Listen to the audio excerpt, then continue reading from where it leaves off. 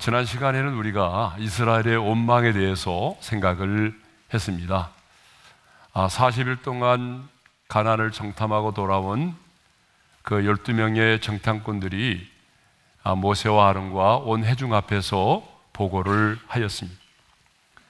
근데 그 12명의 정탐꾼 가운데 10명의 정탐꾼들은요, 그 땅 거주민은 강하고 성읍은 견고하고 힘이 클 뿐만 아니라 우리가 그 땅에서 안악 자손을 보았다라고 말했어요.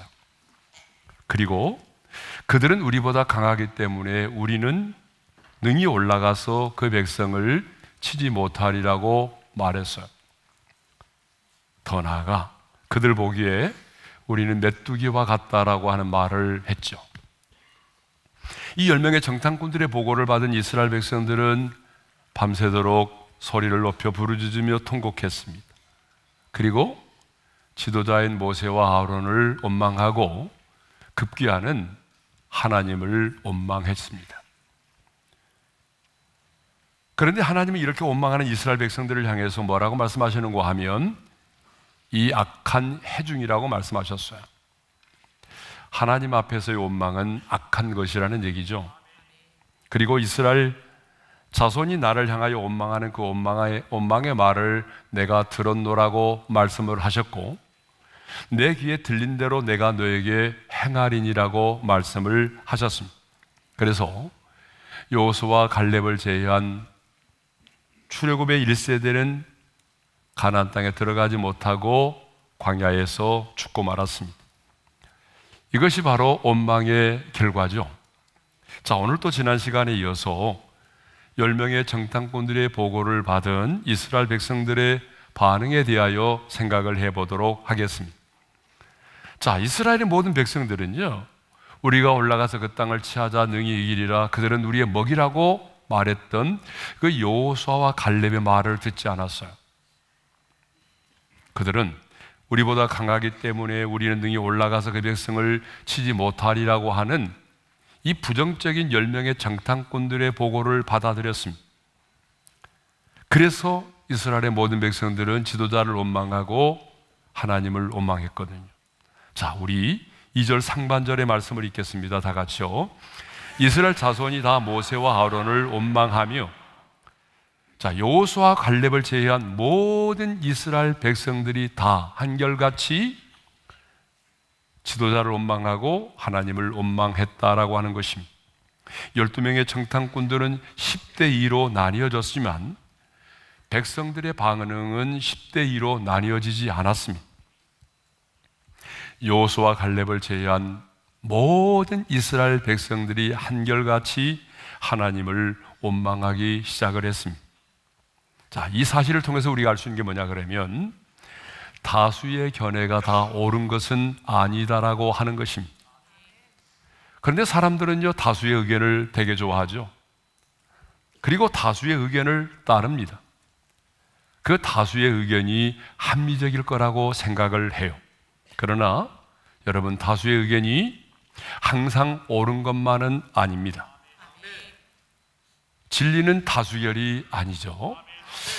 이 사실은 너무나 중요하기 때문에 우리 한번 따라서 하겠습니다. 진리는 다수결이 아니다. 예, 다수가 따르기 때문에 진리가 아니에요.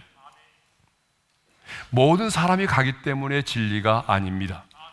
진리는 하나님이 진리시기 때문에 그분의 말씀이 진리인 겁니다. 그러므로 다수결의 원칙을 따라 결정되는 민주주의가 꼭 성경적이지만은 않다라고 하는 사실이죠. 하나님의 사람인 우리는 아무리 많은 사람들이 그것들을 지지하고 옹호하고 결정해도 그것이 하나님의 말씀을 거스른다면 우리는 단호히 그것을 거부해야 될 줄로 믿습니다. 하나님의 사람인 우리는 다수결의 원칙을 따라 사는 것이 아니라 하나님의 말씀을 따라 살아야 합니다. 대세를 따라 살지 말고 진리를 따라 살아야 합니다. 그런데 성경을 보게 되면 진리를 따라 사는 것이 아니라 대세를 따라서, 분위기를 따라서 살았던 사람들이 있습니다. 대표적으로 바로 아론입니다. 지도자인 모세가 시내산에 올라가 내려오지 않게 되자 다급해진 이스라엘 백성들은요, 집단으로 아론에게 몰려와서 우리를 인도할 신을 만들라라고 강력하게 요청합니다. 아니, 요청 정도가 아니라 위협하기 시작을 했어요. 그들의 말을 들어주지 않으면 돌이라도 맞을 것 같은 그런 분위기였습니다. 아론은요, 그 분위기를 거스를 수가 없었어요. 그래서 백성들의 요구를 따라서 금송아지 형상을 만들고, 이는 너희를 애굽에서 인도하여 낸 신이라고 말을 합니다. 자, 아론은요, 무엇이 진리인가? 무엇이 하나님의 뜻인가? 무엇이 하나님을 기쁘시게 하는 것인가를 생각하지 아니하고 분위기를 따라서, 대세를 따라서 금송아지 형상을 만들었던 것입니다. 그런데 일로 인해서 하나님이 진노하셨고, 그리고 이스라엘 백성들이 얼마나 많은 대가를 치러야 했는지 모릅니다. 두 번째 인물은요, 예수님을 십자가에 못 박도록 내어준 빌라도입니다. 자, 빌라도는 예수를 신문에 보았지만 그에게 아무런 죄가 없다는 사실을 알게 됐어요. 그럼에도 불구하고 예수를 십자가에 못 박으라는 군중들의 소리를 예면하게 되면 밀란이라도 폭동이라도 일어날 수밖에 없다고 하는 생각에 예수를 십자가에 못 박아 죽이도록 내어주었습니다. 그는 진리를 따르는 사람이 아니라 바로 대세를 따른 사람이고 분위기를 따랐던 사람이죠. 그렇지만 대세를 따르지 않고 진리를 따랐던 사람들도 있습니다. 대표적으로 예레미야 선지자입니다. 여러분, 예레미야 시대의 거짓 선지자들은 한결같이 거짓된 평화를 말하였어요. 하지만 예레미야 선지자는 대세를 따르지 않고 하나님의 말씀을 따랐습니다. 그래서 하나님의 심판을 예언하며 회개를 촉구했던 것입니다. 그런데 왕과 백성들은요, 예레미야의 선지자의 그 하나님의 말씀을 듣지 않고 거짓 선지자들의 말을 듣고 따랐습니다. 그리고 그 하나님의 말씀을 선포했던 예레미야를 핍박하고 미워했습니다. 심지어는 매국노로 정죄하면서 감옥에까지 가두어 버렸죠. 자, 두 번째 인물은 미가야 선지자입니다. 이스라엘의 왕 아합의 주위에는요, 400여 명이나 되는 거짓 선지자들이 있었어요. 그들은 한결같이 거짓 영의 게임에 빠져서 아합 왕의 승리를 예언했습니다. 심지어는요, 아합 왕의 신하가 미가야 선지자에게 다가와서 이렇게까지 공갈 협박을 했어요. 자, 공갈 협박이니까 읽고 싶지 않지만 그래도 읽어야 되겠죠. 자, 한번 읽어볼까요? 다 같이요. 선지자들의 말이 하나같이 왕에게 길하게 하니 청하건대 당신의 말도 그들 중 한 사람의 말처럼 길하게 하소서. 무슨 말입니까? 자, 모든 선지자들이 한결같이 왕의 승리를 예언하고 있으니 당신도 그들처럼 왕의 승리를 예언하는 말을 하라는 거예요.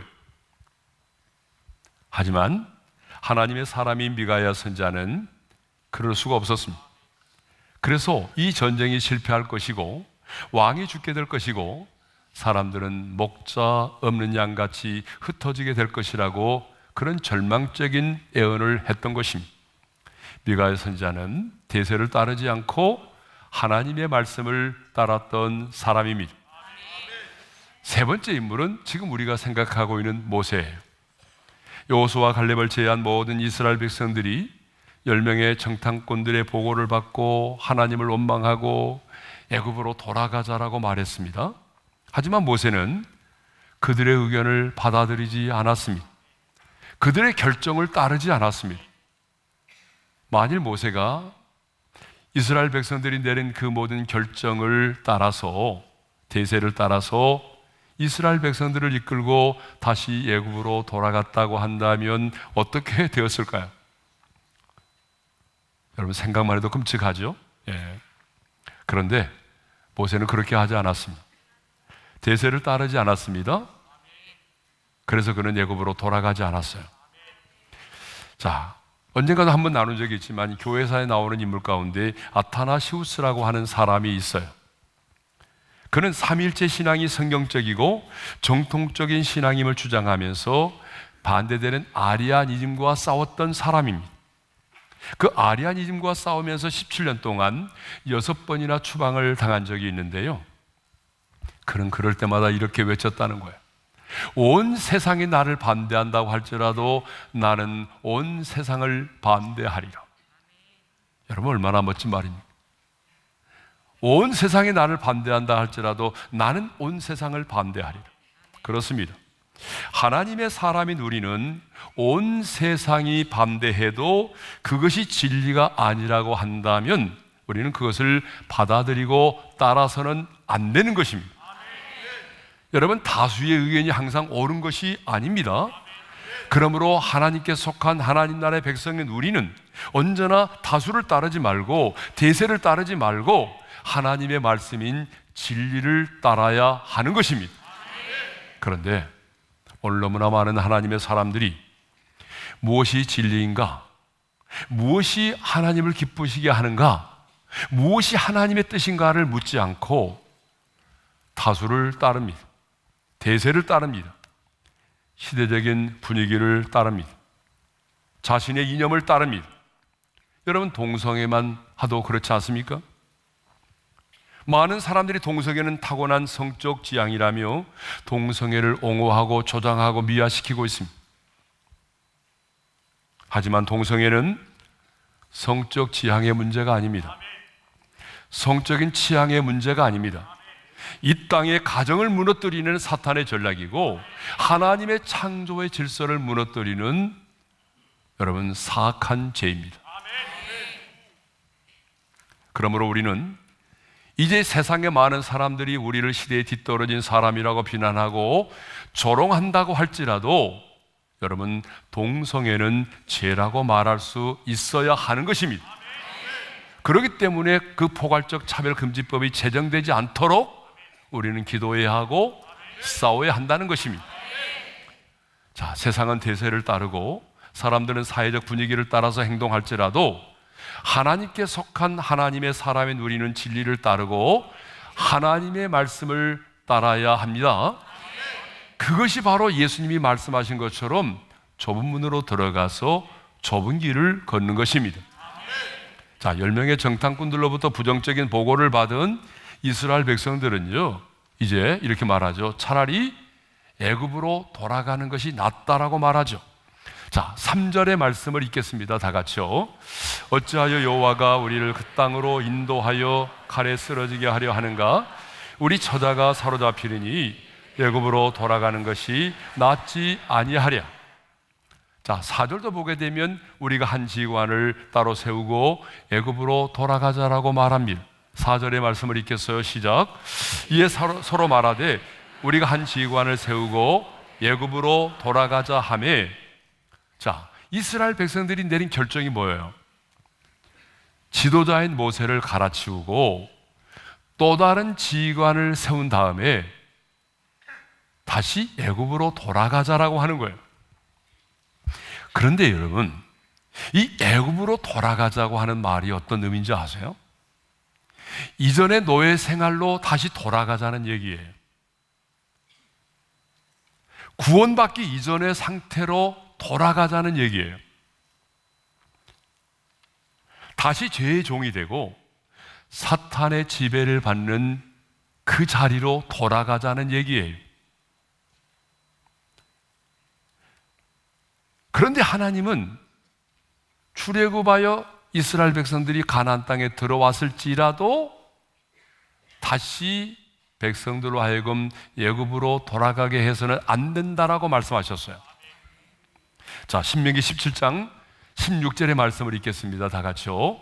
그 백성을 애굽으로 돌아가게 하지 말 것이니, 그러니까 출애굽을 해서 가나안 땅에 들어갔을지라도 이스라엘의 왕이 병마가 필요하다고 해서 백성들로 하여금 애굽으로 돌아가게 해서는 안 된다라고 하는 것입니다.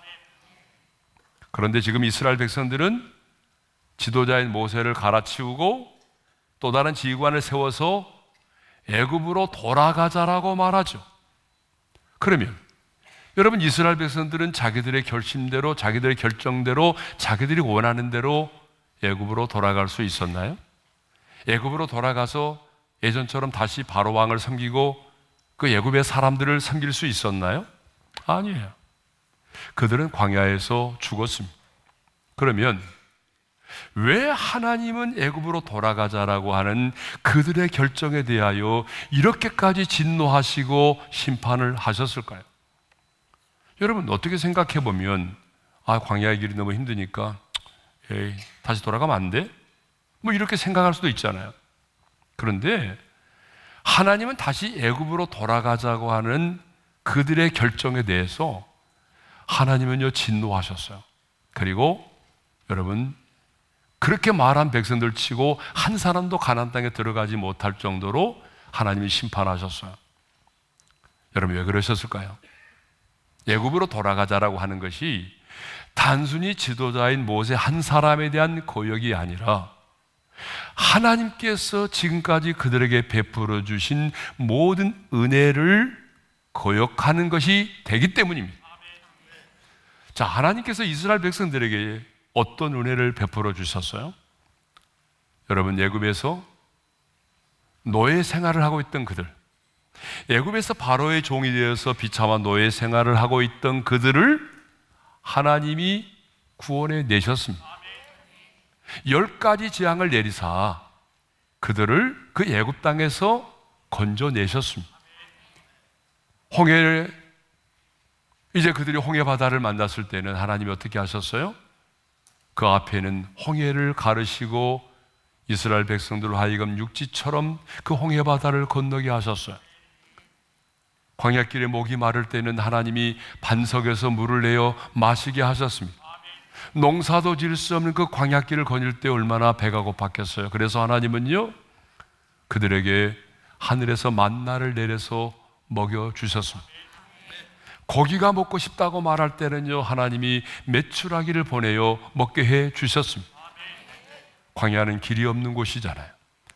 광야는 낮과 밤의 온도 차이가 정말 심해요. 그런데 하나님께서는요 그들 가운데 낮에는 구름 기둥으로 밤에는 불 기둥으로 그들을 덮으시며 앞장서 인도하여 주셨습니다. 그들이 시내산에 이르렀을 때는요 하나님께서 시내산에 강림하셔서 하나님의 영광을 친히 나타내 보여주시고 그들에게 계명을 주시고 언약의 백성으로 살아가도록 언약을 맺어주셨습니다. 여러분, 이렇게 하나님은 이스라엘 백성들에게 인간의 이성으로는 설명이 불가능한 기이한 은혜를, 측량할 수 없는 특별한 은혜를 베풀어 주셨습니다. 그런데 이런 은혜를 받고 여기까지 온 이스라엘 백성들이 지금 뭐라고 말합니까? 애굽으로 돌아가자라고 말합니다. 그러므로 여러분, 애굽으로 돌아가자라고 하는 것은 자신들에게 베풀어 주신 그 모든 하나님의 은혜를 거역하는 죄가 되는 것이죠. 자, 여러분, 이스라엘 백성들이 어떻게 구원을 받았나요? 자, 모든 초태생이 죽임을 당할 때 애굽에 있는 모든 초태생이 죽임을 당했다라고 하는 것은 여러분, 처음 것은 대표성이 있으니까 모든 것의 죽음을 말하는 거예요. 모든 초태생이 죽임을 당할 때에 유월절 어린 양을 잡아서 그 피를 문설주와 임방에 바르고 그 집 안에 거하였기 때문에 여러분, 이스라엘 백성들이 구원을 받은 거 아닙니까? 이것은 뭘 말하죠? 유월절 어린 양으로 이 땅에 오셔서 십자가에서 피 흘려 죽으심으로 우리를 구원하신 구원의 사건을 말하는 거예요. 그러므로 그들이 다시 애굽으로 돌아가자라고 하는 것은 유월절 어린 양으로 인간의 몸을 입고 이 땅에 오셔서 십자가에서 우리를 위하여 피 흘려 죽으시고 우리를 구원하신 그 구원의 은총을 부정하고 거역하는 것이 되는 거예요. 다시 말씀드리자면 애굽으로 돌아가자라고 하는 것은 단순한 실수가 아니라 예수 그리스도의 십자가를 부정하고 거역하는 무서운 죄가 된다는 것입니다.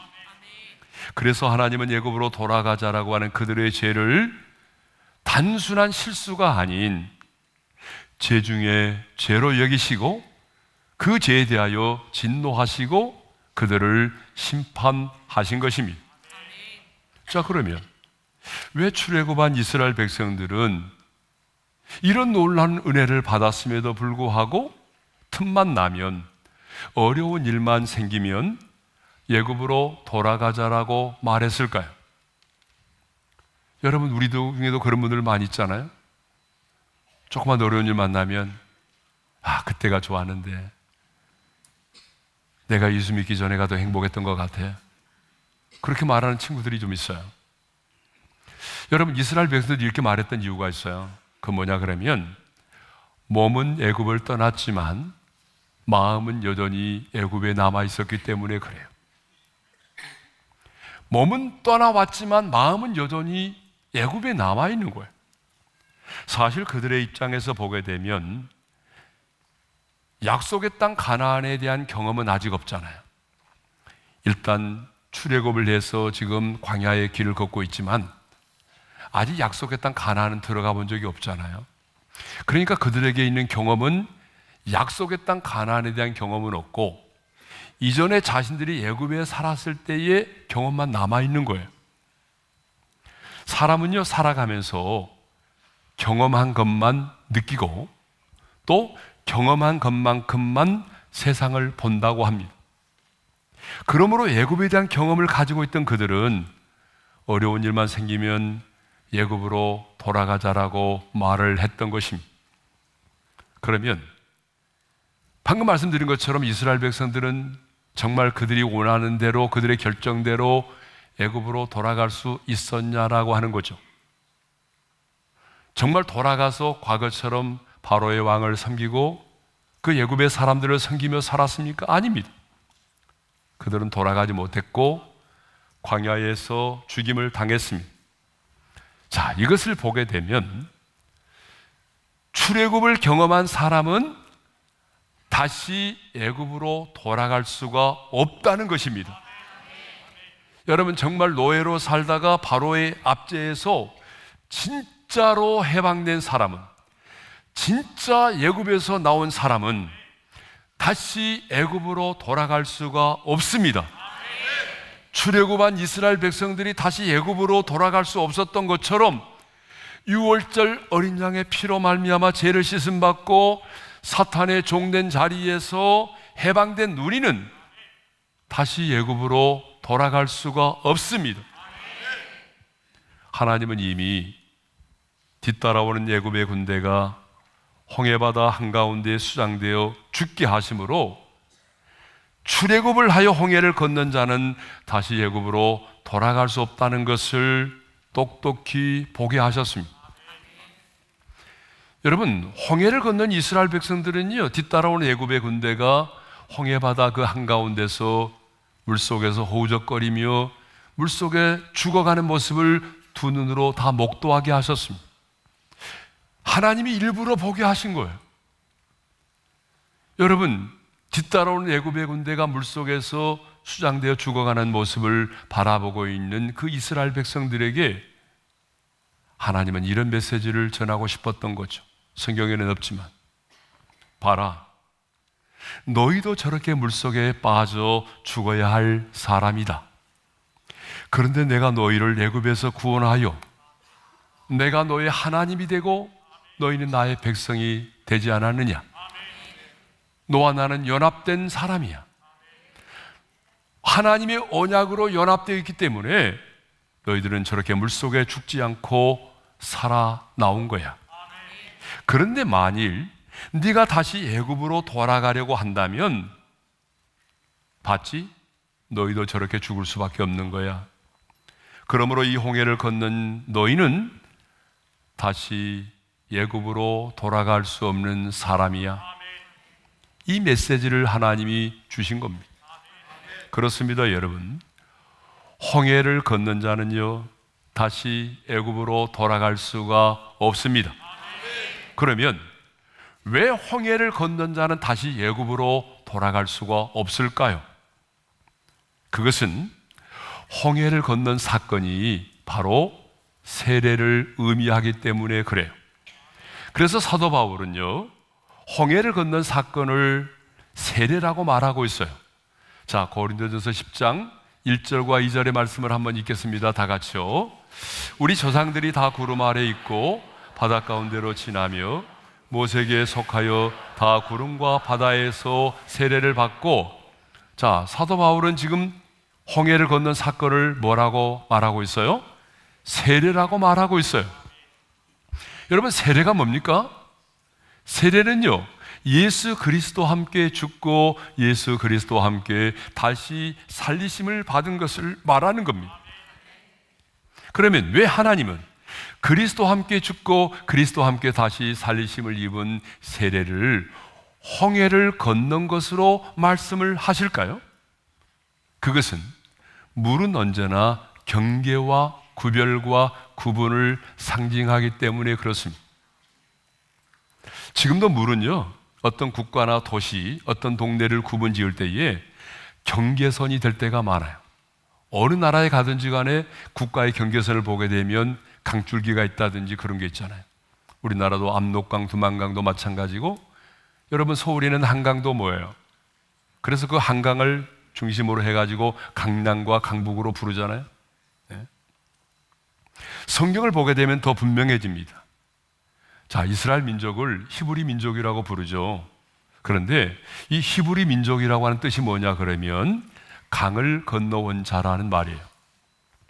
자, 왜냐하면 믿음의 조상 아브라함이 갈대아 우르 하란을 떠나서 유프라테스 강을 건너서 가나안 땅으로 들어와 거주했기 때문에 그렇습니다. 이렇게 히브리인들이 유프라테스 강을 건너와서 가나안 땅에 거주하였던 것처럼 천국을 상징하는 가나안 땅에 들어가려면, 여러분 가나안 땅은 천국을 상징하는 거잖아요. 그러니까 천국을 상징하는 가나안 땅에 들어가려면 반드시 강을 건너야 됩니다. 강을 건너지 않고는요, 누구도 가나안 땅에 들어갈 수가 없어요. 그래서 출애굽한 1세대는요 홍해를 건너야만 했고, 광야에서 태어난 출애굽 2세대 역시 요단강을 건너야만이 가나안 땅에 들어갈 수 있었던 것입니다. 여러분, 강을 건넌다고 하는 게 뭐예요? 강을 건넌다는 것은 곧 경계를 넘어서는 것을 말합니다. 새로운 백성으로 구별되고 구분되는 것을 말합니다. 그래서 우리가 장례식 때 부르는 찬양이 뭐예요? 요단강 건너가 만나리, 며칠 후 요단강 건너가 만나리. 바로 그 의미예요. 예? 경계를 넘어서는 것입니다. 그래서 성경은 홍해를 건넌 것을 그리스도와 함께 죽고 그리스도와 함께 다시 살리심을 받은 세례라고 말하고 있는 겁니다. 그렇다면, 자, 이제 적지 말고 저를 보세요. 제가 확인할 필요가 있어요. 정말 여러분은 진정으로 홍해를 건넌 사람입니까?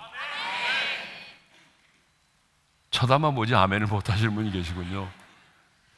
다시 한번 묻겠습니다. 정말 여러분은 홍해를 진정으로 건넌 사람입니까? 정말 여러분이 유월절 어린 양의 피로 죄를 씻음 받고 예수님을 영접했다고 한다면, 여러분 누가 뭐라고 해도 그 사람은 홍해를 건넌 사람입니다. 여러분이 이미 홍해를 건넌 사람이라고 한다면 여러분은 다시 애굽으로 돌아갈 수가 없는 사람입니다. 이미 돌아올 수 없는 강을 건넌 사람입니다. 그러므로 여러분, 나는 다시 애굽으로 돌아갈 거야 라고 하는 말을 해서는 안 된다는 거죠. 아무리 광야의 인생길이 힘들고 어려워도, 우리의 인생 가운데 이해되지 않는 일이 일어나도 다시 우리는 애굽으로 돌아가면 안 됩니다. 아무리 억울한 일을 당하고 손해를 많이 보았을지라도 다시 애굽으로 구원받기 이전의 상태로 돌아가서는 안 됩니다. 왜냐하면 돌아간다는 것은 곧 죽음을 의미하기 때문에 그래요. 자, 그런데 하나님의 사람들 가운데 보게 되면 조그마한 문제만 만나도 어려운 일을 만나면요, 다시 애굽으로 돌아가겠다는 사람들이 의외로 많아요. 자, 신앙생활 하면서 교회 안에서 누군가로부터 상처를 받으면 입버릇처럼 말합니다. 나 내일부터 교회 안 나갈 거야. 여러분, 부부싸움만 해도 아내가 조금 자기를 섭하게 만들면 이렇게 말하는 분들이 있어요. 나 내일 교회 안 간다. 너 나가. 이렇게 말하는 남편들이 있어요. 손들라고까지는 하지 않겠어요? 자녀가 속을 썩이고 가출하고 원하는 대학에 들어가지 못하면 그것 때문에 핑계를 삼아서 신앙생활을 하지 않겠다는 사람들이 의외로 많아요.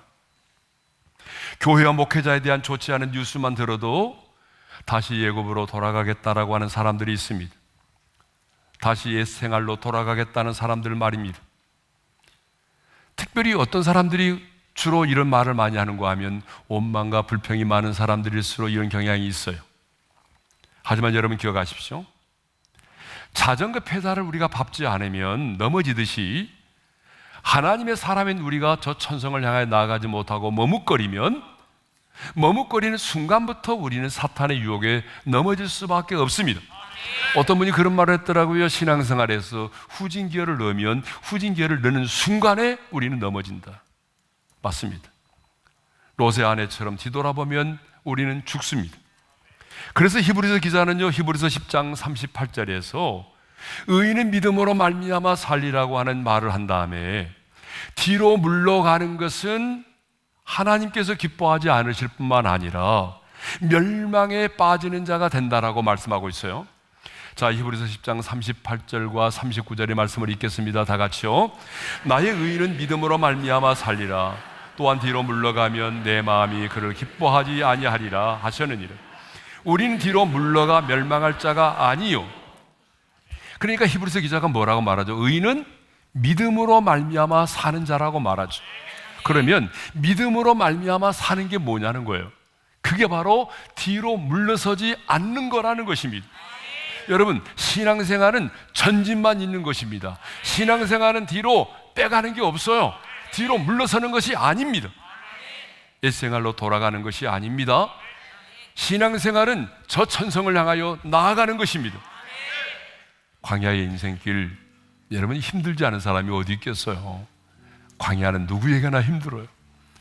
우리의 인생의 광야길이 아무리 힘들고 어려워도 여러분, 우리는 머뭇거리거나 다시 뒤돌아서서는 안 됩니다. 왜냐하면 우리는 애굽으로 돌아갈 수 없는 사람이에요. 예? 이미 우리는 돌아갈 수 없는 강을 건너온 사람들입니다. 그러므로 광야의 인생길이 힘들어도 내 인생의 끝자락에서 나를 만나주실 주님을 생각하면서 영광스러운 가나안 땅 저 천성을 바라보면서 이번 한 주간 동안도 한 걸음 한 걸음 앞으로 나아가는 우리 모두가 될 수 있기를 주님의 이름으로 축원합니다. 자, 우리 찬송가 359장 천성을 향해 가는 성도들아 앞길의 장애를 두려 말라. 이 찬양은요, 느리게 부르면 안 돼요. 좀 빨리, 그리고 해병대 박수를 치면서, 박수 치면서 불러야 이 찬양은 의미가 있어요. 박수 치면서 부릅니다. 천성을 향해 가는 성도들아 앞길의 장애를 두려워 말라. 성령이 너를 인도하시리니 왜 지체를 하고 있느냐. 너 가는 길을 모두 가기 전에 내 손에 든 검을 꽂지 말아라. 성막이 육에 모두 깨뜨리고 끝까지 잘